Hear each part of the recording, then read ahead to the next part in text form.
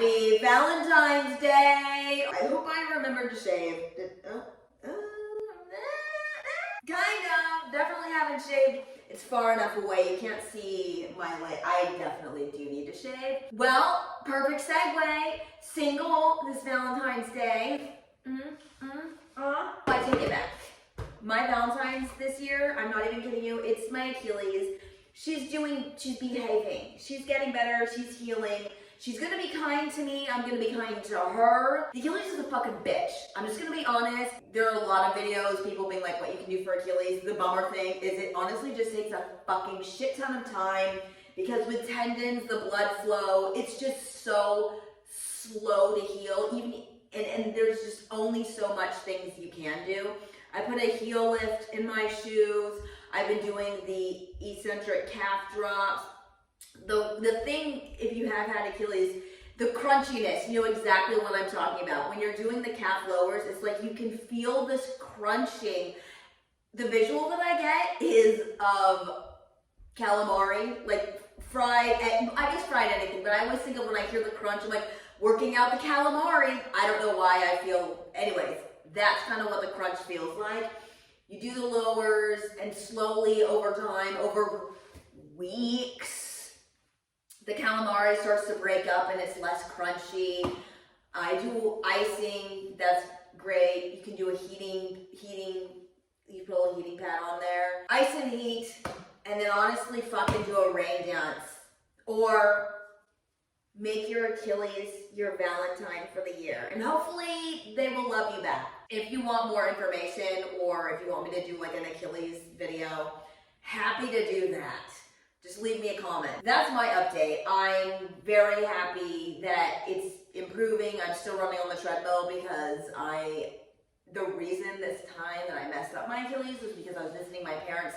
I love you, my parents. However, their house is surrounded by a really steep bank, and I was running on the road, and I was running loops, and so it was like constantly, anyways, it was too steep of a bank, which is a lesson here. If you're running somewhere and there's like a steep, you know, whether it's the shoulder of the road or like a trail or something, don't do what I was an idiot and did and just run loops with the same running this way. Turn around, do half and half. Keep it even. The body wants to be even. It's always going to try to compensate. And so what happened is when I was running miles and miles and miles this way, it compensated. You compensated. Good luck. If you have Achilles issues at this moment, my heart goes out to you. If you have an injury of anything, my heart goes out to you because look, I'm just going to say it. There's literally absolutely nothing worse. Not being murdered, not being tortured, nothing is worse. Absolutely, but that's how it feels like in our minds. And sometimes it's hard to be around normal people who don't understand.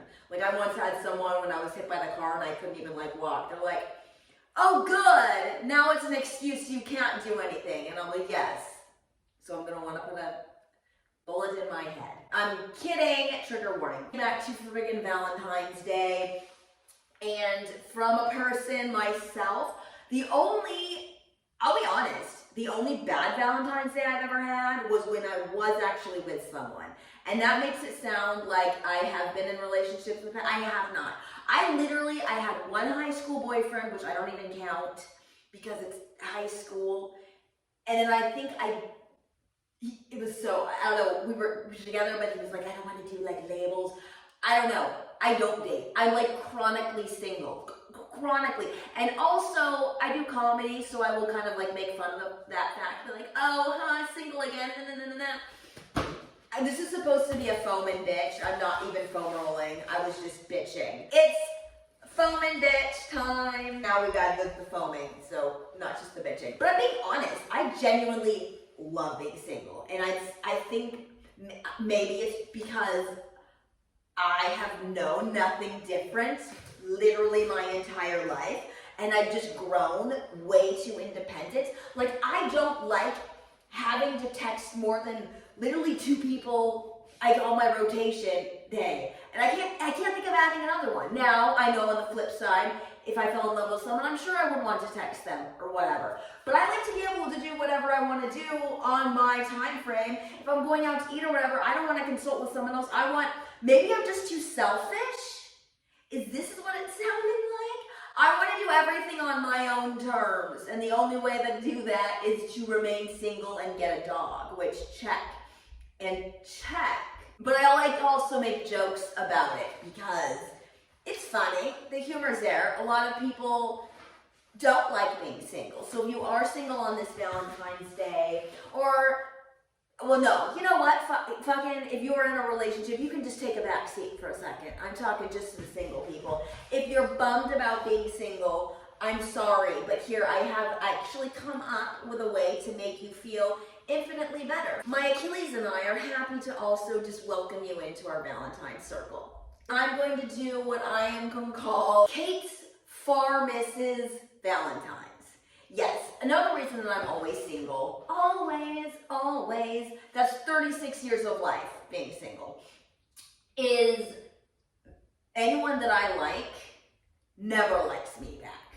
Never. When I say never. And so I want to share some of they're not near misses. This is it was a hard no curve. The thing about me is I don't get crushes, except when I do, I will cling to it for literally years. Literally years. I will never get over it. We're gonna go out there.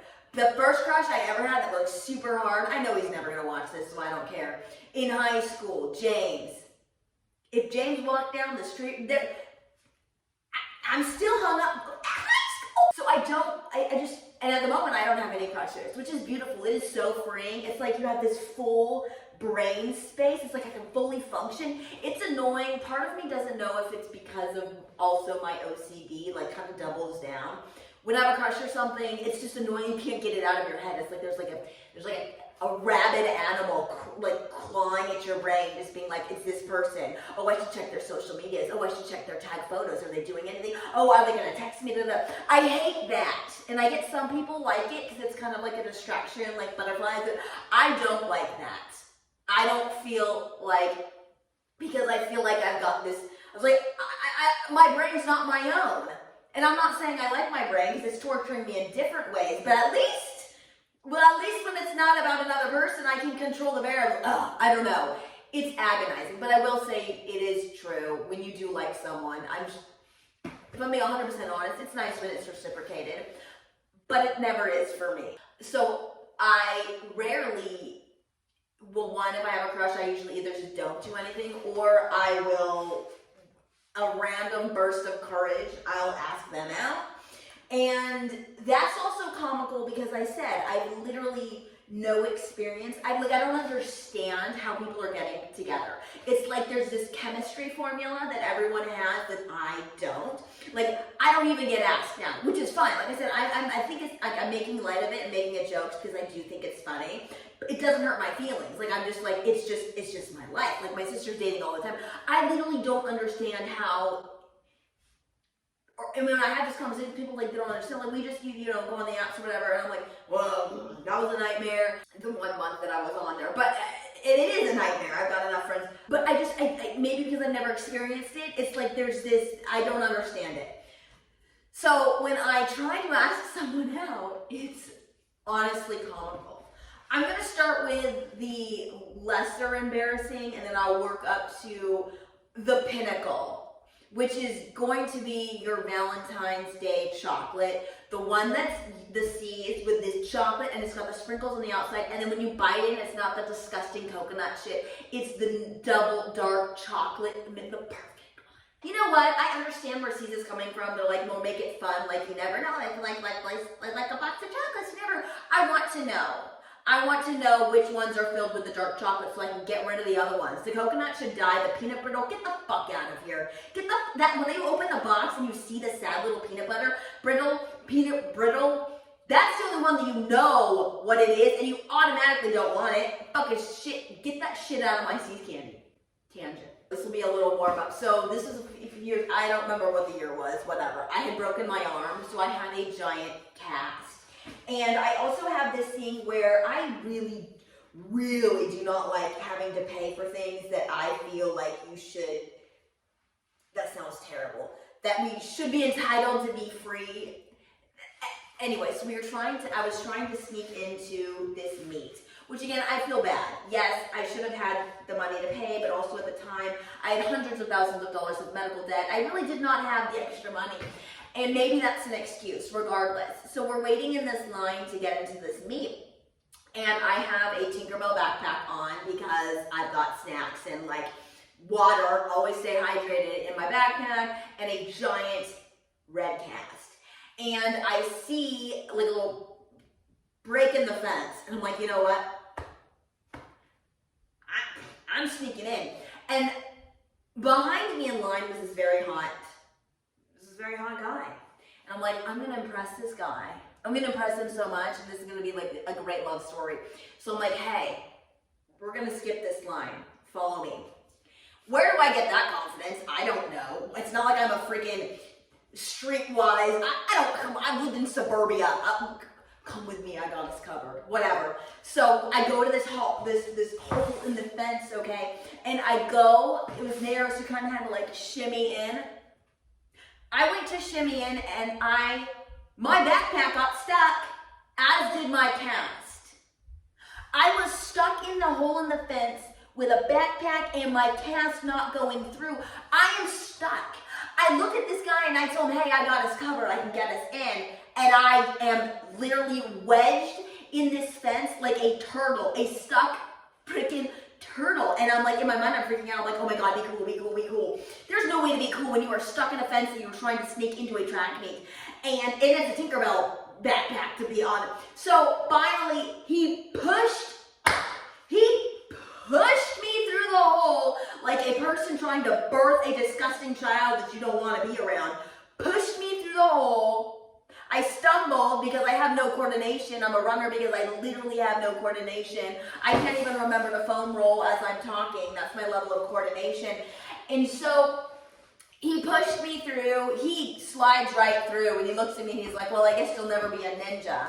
And he walked away. Mortified. Maybe, again, this is my level of game. This is why my Achilles is my Valentine. Oh, this is great. Okay, so when I was in LA doing comedy, I love me a tall, skinny, dark-haired man. Tyson Ritter from the All American Rejects is the epitome. Oh my God. Have you seen? Epitome. So the very first time I ever saw this person, and I am not even going to put the name out there because I can't even say it, but I'm just give a letter. I'm going to say J. Okay.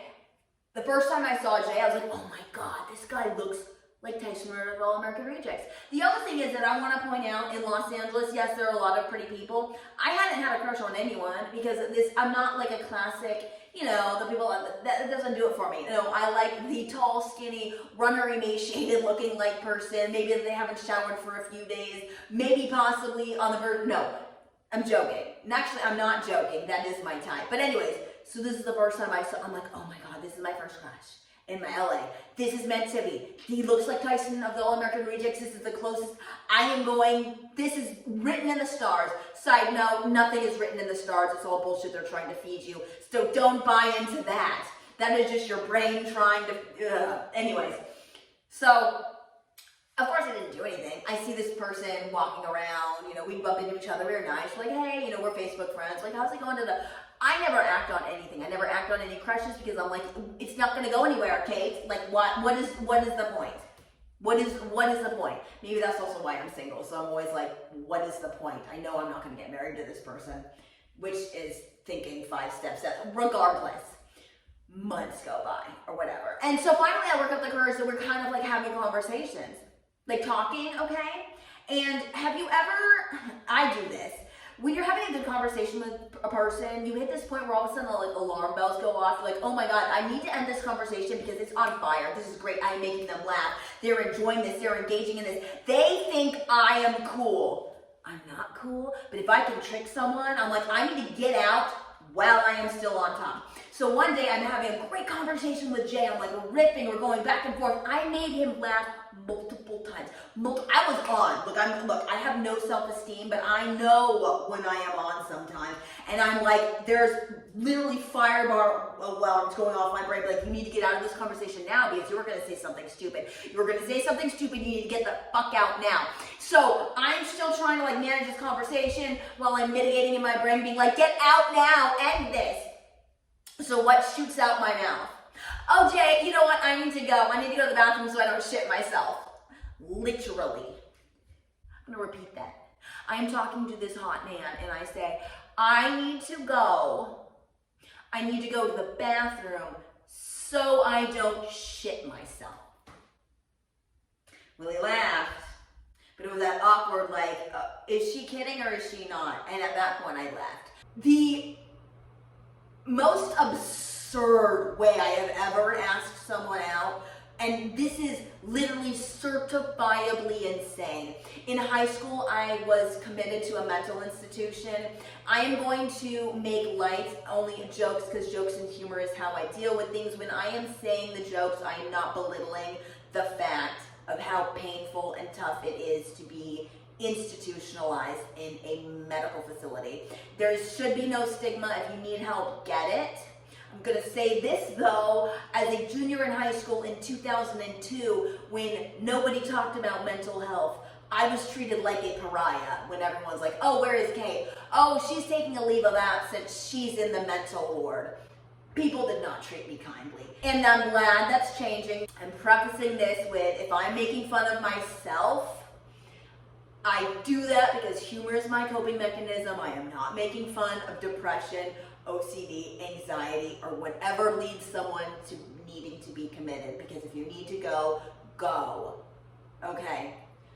That being said, I spent 2 months in the mental ward, and you only get one phone call a week, okay? And I was realizing that when I was going to be getting released, it was going to be right before winter ball. Yes. And again, like an idiot in my mind, I'm like, this is how it's meant to be. This is kismet. I'm going to get out of a mental ward right in time for winter ball, and it's going to be my big redemption. You know what I'm going to do, in fact? I'm going to ask my best friend out, who I was in love with. Side note, don't ever get in those situations. I was in love with my best friend. And I don't think I've actually been in love except with running. But as close as I was for high school, oh my God, I was so hung up on this person. And in my mind, I was like, this is going to be my fairy tale Cinderella story. You know, the one with Hilary Duff, Cinderella's, anyways. Or Selena Gomez too, there was a remake. I'm outing myself. I've seen too many videos like that. Regardless, I was like, oh, this is going to be perfect. And then I was like, well, now if I'm going to ask my best friend, tell them I like them, and ask them to the winter ball, I'm going to have to do it from inside the mental ward because that is my only option. So this was back in 2002. We didn't have cell phones. There were only home phones. So I had to time it to make sure, I'm just going to call him A, that A was home and he picked up his phone, because if he didn't pick up his phone, I'm calling from a literal pay phone inside of a Berkeley mental ward. I have one 10-minute window a week. So I called my mom beforehand. I'm like, hey, you need to get a hold of A and you need to tell him that at Wednesday at 2:55 p.m. he needs to be by his own phone. So my mom calls up this person a couple days before and be like, hey, Kate has something to ask you. She's in the mental ward. He knew I was in the mental ward. He's in the mental ward right now. Make sure you can pick up the phone at 2:55 p.m. on Wednesday. First of all, if you're having your mom call the person you like to facilitate, that's your first red flag right there. I'm still plowing ahead with this plan. Oh my God, this is embarrassing. I don't know why I'm putting this out. It's to make everyone feel better on Valentine's Day, because your Valentine's Day is better than mine.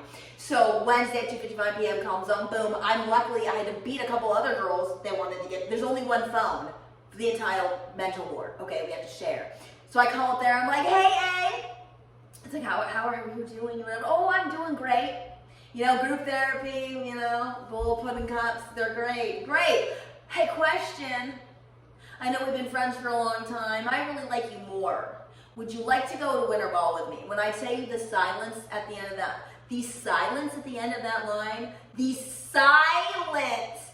I feel so bad for A. I can't even imagine. I can't even imagine because of course they had to say yes because they're like, well, what if she's literally calling from inside of a mental ward? If I say no, what are the repercussions of that? So like a trooper, he said yes. I'm like, oh, I'm so excited. Still in my mind, I'm like not even really computing how unfair of a situation I put A in. So I get out of the mental ward, literally the night before the Winter Ball, okay? And in my mind, I'm like, we're gonna slow dance, we're gonna fall in love, this is gonna be everything. Spoiler alert. Showed up to the freaking, I showed up to my school, everyone's silent because they're like, everyone knew I'd come out of the mental ward and everyone treated me like I'd come out of the mental ward. I was a pariah. Thankfully, my friend was there. He did not fall in love with me. We did not ever date. We did not even kiss. Nothing happened. I asked someone out from inside of the mental ward, and I was surprised that it didn't work out. If you are single and if you are alone, that's fine. Like I said, I am happy being single. I love my stories of far misses because of the comical material. And also, anytime you go through something painful, there's a part of my brain that is like, you know what, I promised myself, couple weeks, couple months, it may take years, because look, it did take me years to get over the mental ward thing. At one moment in time, it's going to be funny. You're going to look back at yourself and you're going to be looking at that struggle. You're going to be proud that you got through it. And then also you are going to have a hell of a fucking story. I asked someone out from inside of the mental ward and I expected us to fall in love. And that was going to be our big, The Notebook style love. That's hilarious. I can laugh at that now and I find it hilarious. So if humor in your darkest moments, cling to humor, or at least remind yourself this is going to be great material one day for maybe a YouTube video that one person can watch. Regardless, get through it. If you're injured, get through it. Make Valentine's Day with whatever is ailing you. And if you're not single and you are in a relationship, good for you. Good for you. We're all happy for you. I don't know what else to say. And I'm not even being facetious. Good for you. I don't understand how it happens. And on that note, please, if you like this video, if it made you laugh at any moment, if you related, if you're dealing with an injury and you would like some commisery, regardless, if you like this video, please give it a thumbs up. Please subscribe, okay? I don't mean to be that person, but I need the subscribers. I need the validation. And you can also follow me on Instagram. I'm at Kate Chock. That is CaitChock. And thank you for spending this beautiful Valentine's Day or whatever day you're watching this. It can hopefully make you laugh past this Valentine's Day. And if you're any of those people that I mentioned in this video, it never happened. That was a figment of your imagination. Thank you everyone for watching this long. And if you haven't, if you've tuned out by now, then you know what, fine. I don't need you. I don't need a man and I don't need a viewer. I'm kidding. Thank you so much for anyone that has been watching. Oh good, I did remember to shave. And please have a great rest of your day. Please come back for more videos. Okay, thank you. Bye. I'm a disaster. Ow.